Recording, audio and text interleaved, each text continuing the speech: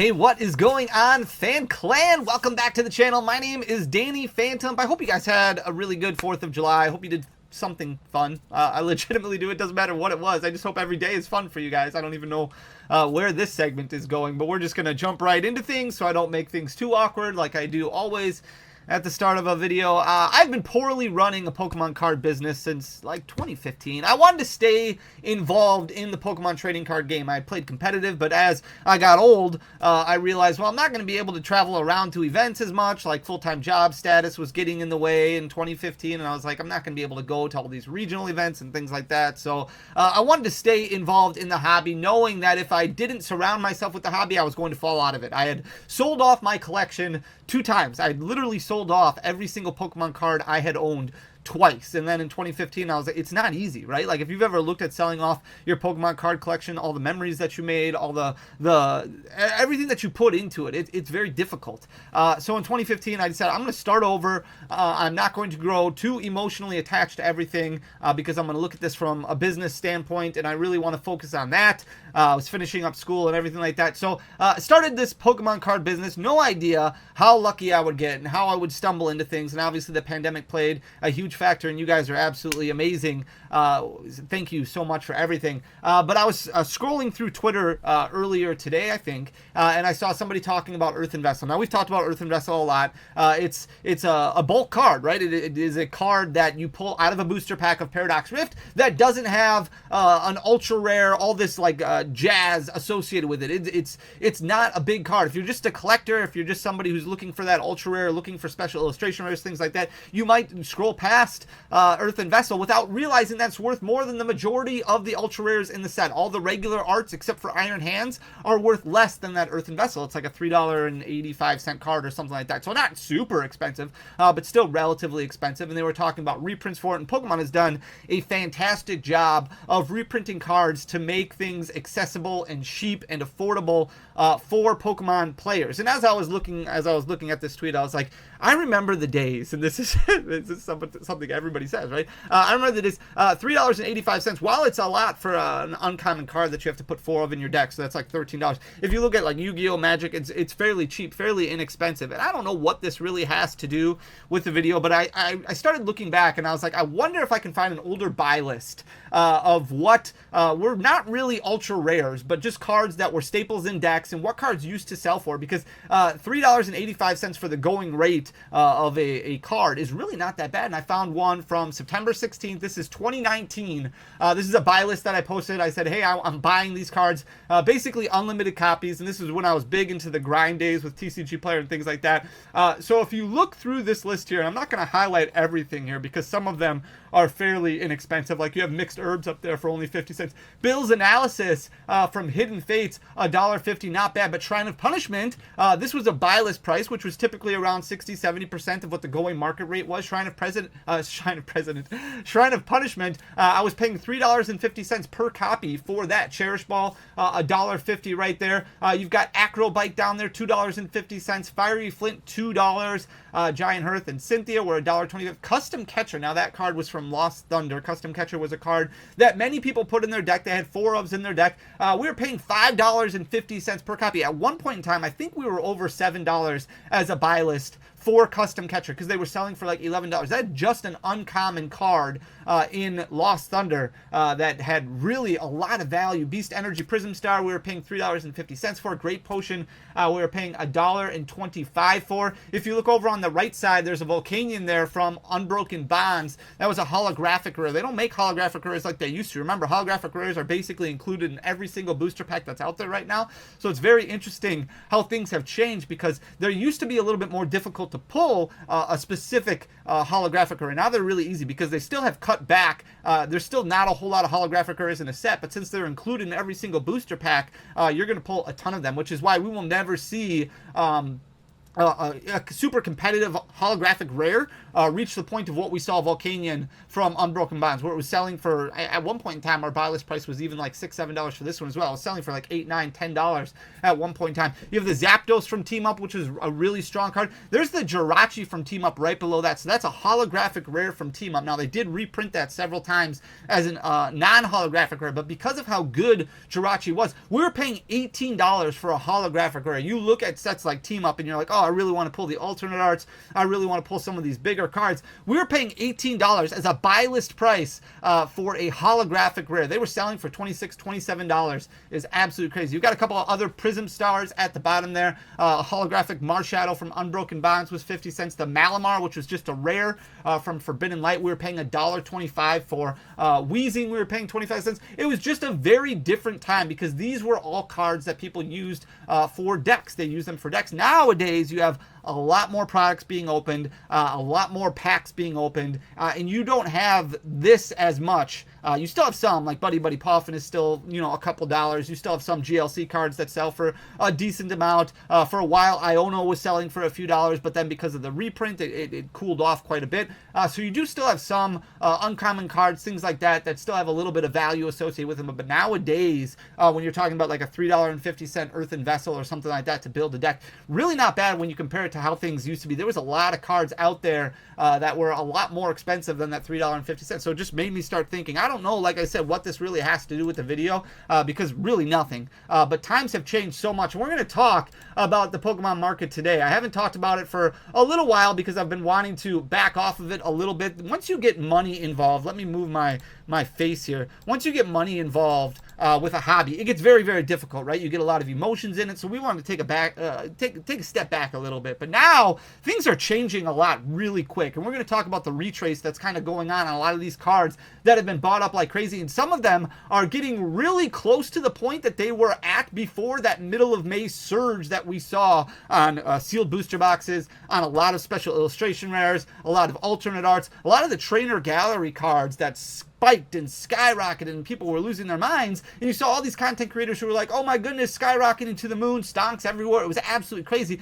Now you have this retrace and things are coming back to normal. Now we're only looking at 3 months of data here, but you can kind of see where things were prior to this bump and where things are now. So if we look at this Garchomp V, for example, from Astral Radiance, very cool looking trainer gallery card, but at one point in time in the middle of May, it had jumped up to $49.62. So you are looking at a $19.74 low that over doubled in price.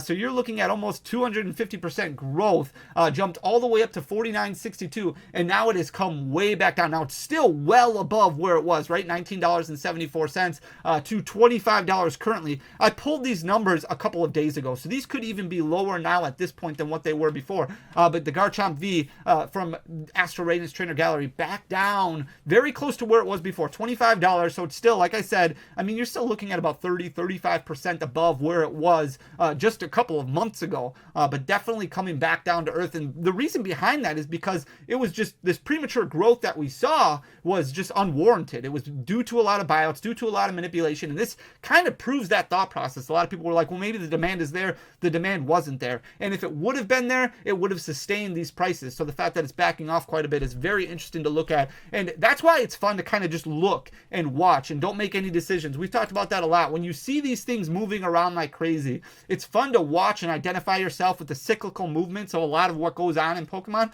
But at the same time, you're not buying at that point in time because you want to buy these cards to add to your collection goal when it's the best decision for you to buy. And when it's at its high point, probably not the best decision. Here's the Umbreon V from Brilliant Stars, another trainer gallery card right here. You can see right around April 3rd to the middle of April, it was starting to climb a little bit all the way up until May. It was around $15, $16, $17 at one point in time. You can see its low point at $15.30, but then it quadrupled in price, or tripled in price, up to $49.05. You can see in the middle of May, before now backing off quite a bit. And it leveled off a little bit at the beginning of June, but now it's started to retrace even more. It's sitting at $27.57 currently.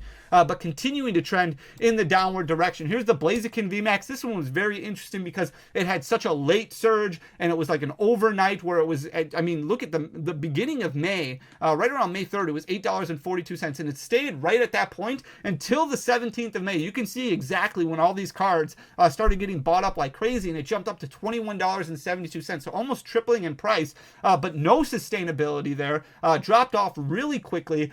You can see at the end of May already starting to go down, and now in the middle of June it dropped down to about $13 and $13-ish, maybe $12. Now it's rebounded a little bit, so sitting at $13.76, but way off of where it jumped to, so closer to that 3-month low than that 3-month high. Here's Sandaconda V. Everybody thought the alternate arts, all of them, were going to move up like crazy. And Sandaconda V even started climbing quite a bit. It got bought out a lot. It jumped all the way up to $8.23. You can see it was at $3.10 in the middle of April. And then the end of April started this huge surge where it almost tripled in price at one point in time. Jumped all the way up to $8.23 by the middle of May. And it has lost everything. It is way back to where it was.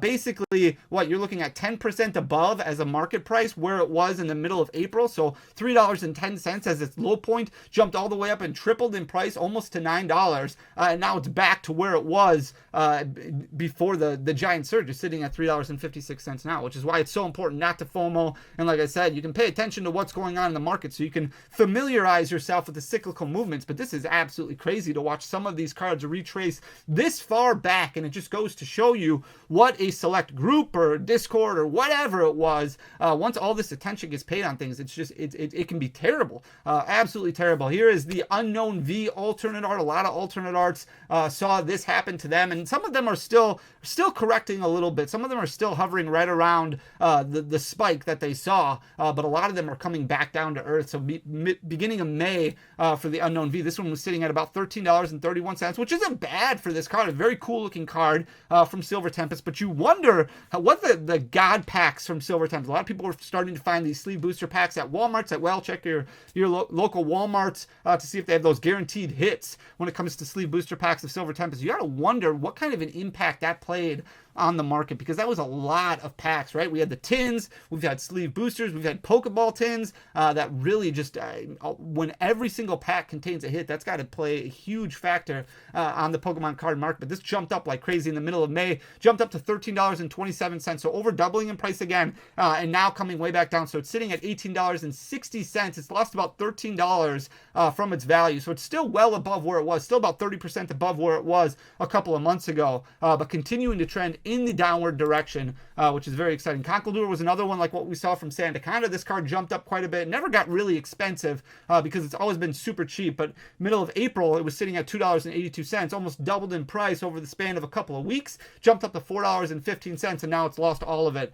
sitting at $3.11, so only about 10% of where it was, 10% from where it was in the middle of April. Here's the Giratina V alternate art from Lost Origin. This is a fan favorite card. Very, very cool, but obviously not worth the $482 price tag that it jumped up to. So it's still really expensive right now. This is one that we were talking about before where we said, well, some of them are still kind of correcting right now, maybe leveling off. I don't know if we're going to see $281.45 again. That's where it was at the end of March. It was sitting at $281.45 and then saw this transcendent rise into the middle of April where it jumped up to $482.33. Very, very, very large price jump right there. Alternate art V cards, still tough to pull, right? You're looking at like 4-ish booster boxes, a little bit less than that to pull a specific, or to pull a singular alternate art V, not necessarily a specific one, but a single one. So with, I forget how many are in Lost Origin, if it's 4 or 6, but that's a lot of booster packs in Lost Origin. Obviously a booster box that's no longer in stock at the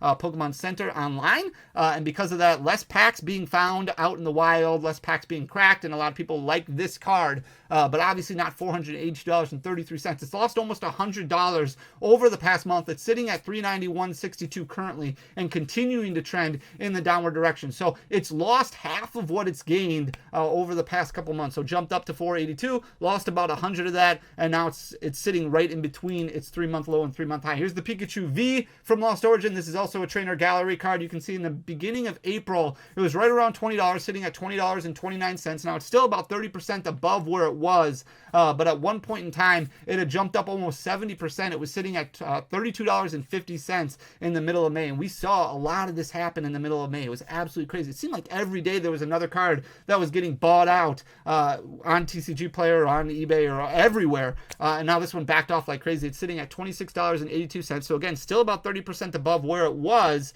but still way better than where it was in the middle of May. So very cool to see. Here's the Galarian Moltres V. This one's from Astral Radiance as well.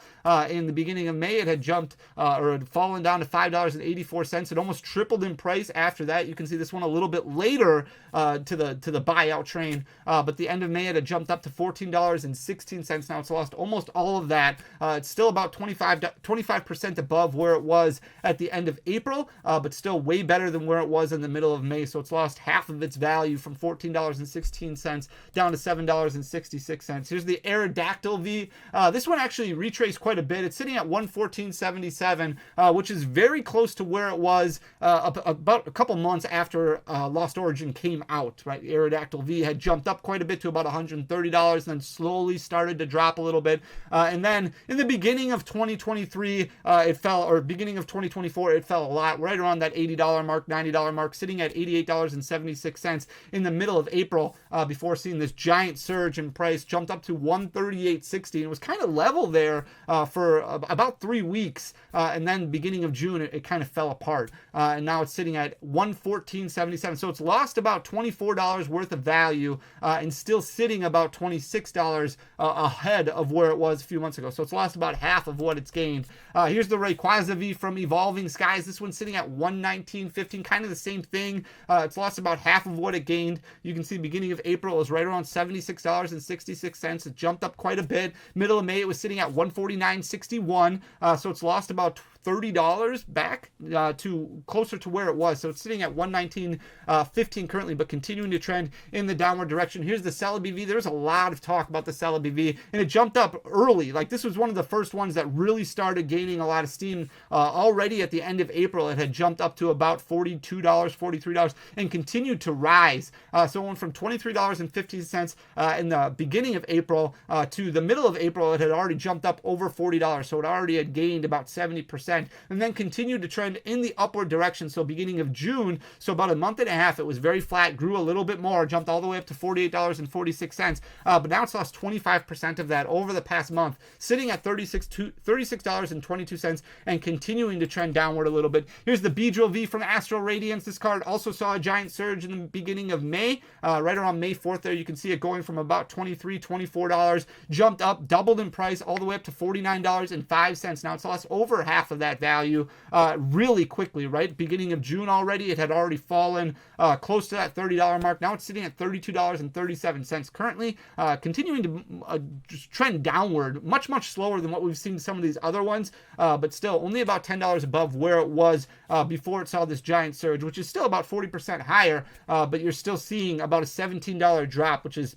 I mean, very substantial. Here's the Mewtwo V from Pokemon Go as well. This one also saw a giant surge in price. You can see in the middle of May, it had jumped all the way up to $29.58, so almost doubling in price from where it was at the beginning of April when it was $15.30. And now it's lost about 3/4 of what it gained. It's fallen down to $20.84. So you're still looking at about 25% higher than where it was at the beginning of April, but definitely trending in the opposite direction, trending downward, which is very interesting. And the Mew V from Fusion Strike also doing the same thing. This one was $30.13 at the beginning of April, jumped up like crazy. Middle of May, it was sitting at $58.97. Now it's lost about $17. It's still about $11 above where it was, but losing about 65% of its value that it gained. Very interesting to see. So it dropped down to $41.74. This has happened to a lot of Pokemon cards, a lot of cards that we saw these giant increases of. And that's why, again, it's very important. I can't emphasize this enough, to pay attention to what's going on in the market, but don't stress yourself out about it. You're never going to be too late to the game. You're never going to be. There's always going to be ways. That's why it's so important to budget your cards. If there's cards that you really love that might be out of your price range, write them down. Write down the price that you're willing to pay for those cards, and then let's work on figuring out a way to make sure that you can pay that price. Even if it's if it's this Mew V and it jumps up to $70, but you're only comfortable paying $30 for it, well, let's figure out a way to get it for roughly $30. That's what you're spending grinding on it. So there's ways to do it. It just requires patience, not FOMOing, not getting too involved with your fields and the market and everything that's going on. It can be very frustrating. That's why it's great to take a step back and just look at other things. There's a lot in Pokemon, right? There's a lot in Pokemon cards, a lot of different niches, a lot of different areas that you can focus on.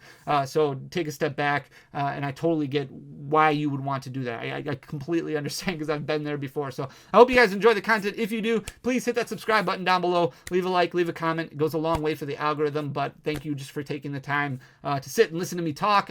I love you guys. You guys are amazing. I would never be here without you. So thank you so much for everything. I'll talk to you again tomorrow. Until next time, peace.